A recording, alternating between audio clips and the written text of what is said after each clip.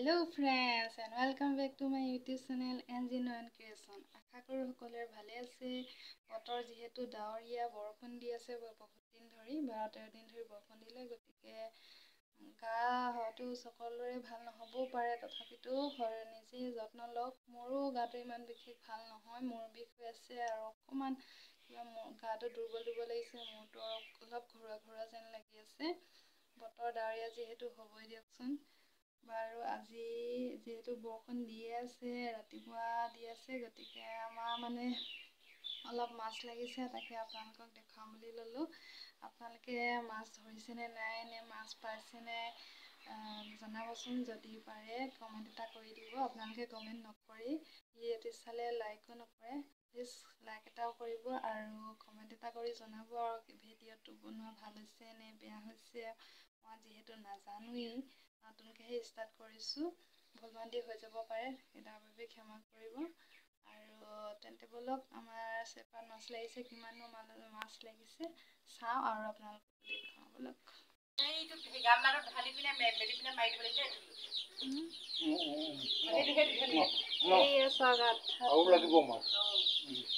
আধাটিং মাছ লাগি গৈছে আমাৰ।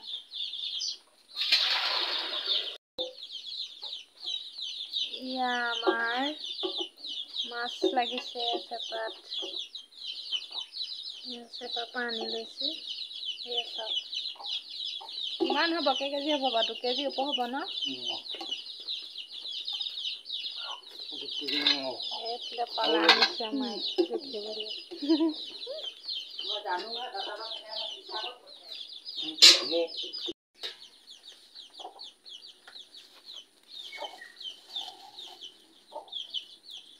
এপৰা কৰিছে নেকি? মাছ মানে বহুত লাগিলে, ইমানখিনি ঘৰত খাই শেষ কৰিব নোৱাৰোঁ, গতিকে এতিয়া এপৰাকৈ জুখি পেলাই এইখিনি বিকিবলৈ নিব, সেইকাৰণে পাল্লাত জুখি আছে আৰু মাছখিনি।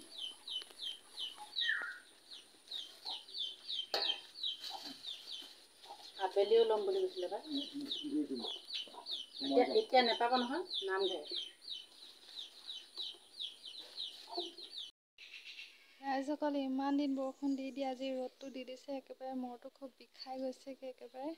আৰু বৰষুণত আমি এইফালে পিছফালে অকণমান হৈছিলে, বোকা হৈছিলে, এনেকৈ দি দিছোঁ। আৰু আপোনালোকক বেক কেমেৰা কৰিবলৈ দেখাই দিছোঁ। একদম আজি ৰ'দটো দি দিছে, মোৰ বিষাই গৈছে। বেক কেমেৰা কৰি পেলাই দেখাই দিছোঁ আমি একদম কেনেকৈ মানে বোকাত কৰিছোঁ।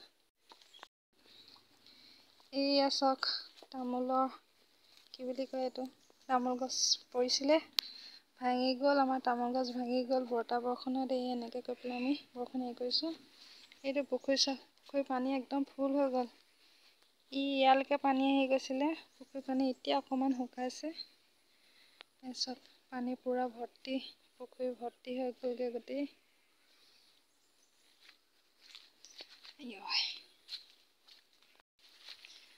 অকণমান পুখুৰীৰ পৰা এফালে আহিছোঁ, একেবাৰে মহৰ কোন মহ এনেকুৱা ওলাইছে।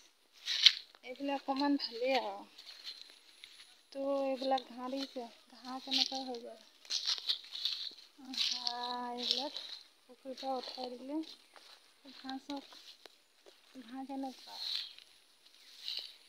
ঘাঁহ মানে কেনেকুৱা। এইটো দেখিছেনে পুলিটো, এই পুলিটো মই ৰুইছিলোঁ এবাৰ।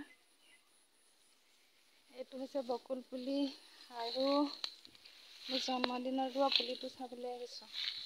মাজে মাজে অলপ চাই থাকিব লাগে।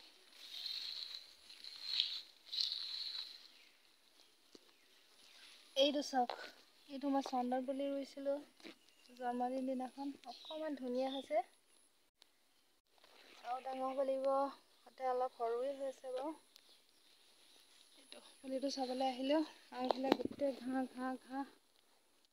অৱস্থা নাই, গোটেই ঘাঁহ। এইফালে পথাৰ এতিয়ালৈকে হাল বোৱা নাই। আমাৰ পিছফালৰখিনি গোটেই সেউজীয়া এইবোৰ পানী দেখিছে, দ পথাৰ হয় গোটেই পানী, মহেদি হাত বোৱাব লাগে। এইটো পুলিটো এইবোৰ চাওক, গোটেই ঘাঁহ, এইফালে গোটেই ঘাঁহ অৱস্থা নাই। জোক লাগিব পাৰে, গতিকে ভিতৰলৈ যাওঁগৈ আৰু দেই। আমাৰ ঘৰৰ আম খাবলৈ লৈছোঁ দেই।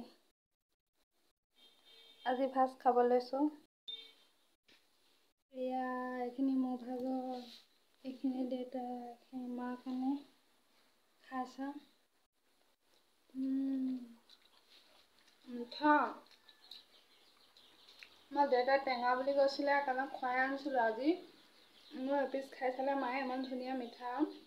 তাৰপৰা তলত চালোঁ সৰি আছিলে, খাই আছোঁ। মজা বতৰ আম। আমখিনি খাই লওঁ।